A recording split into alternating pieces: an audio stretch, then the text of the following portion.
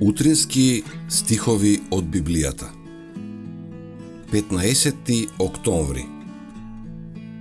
Христовиот пример. Исус им рече: Мојата храна е да ја исполнувам волјата на оној кој ме прати и да го завршам неговото дело. Јован 4:34. Никогаш немало таков евангелист каков што бил Христос.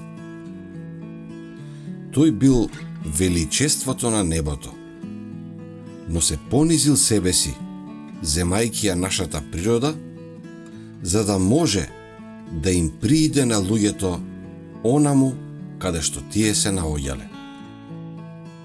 На сите луѓе, богати и сиромашни, слободни и робови, Христос, гласникот на заветот, им ја донел веста за спасението.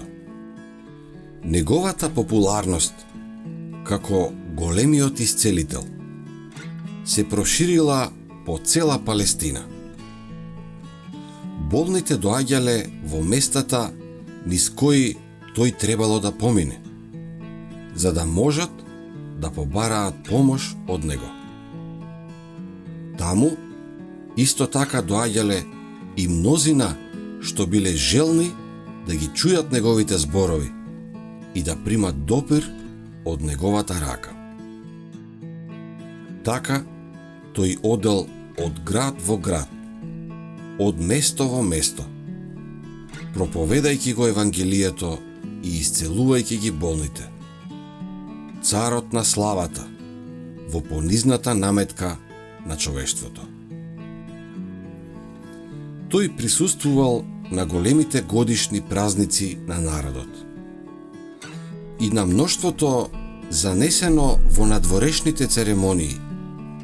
Тој им зборувал за небесните нешта, доведувајќи ја вечноста пред нивниот поглед. На сите тој им донел скапоценности од богатото сокровиште на мудроста.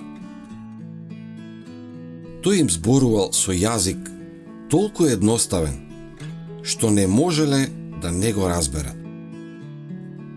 Со методи својствени само за него. Тој им помагал на сите што биле во жалост или неволја. Со нежна, сочувствителна благодат, тој им служел на душите заболени од грев, донесувајќи им исцелување и сила. Помислете на Христовиот живот. Стоејќи на чело на човештвото, служејќи му на својот татко, тој представува пример за она што секој син треба и може да биде. Послушноста што Христос ја покажал, Бог ја бара од човечките суштества денес.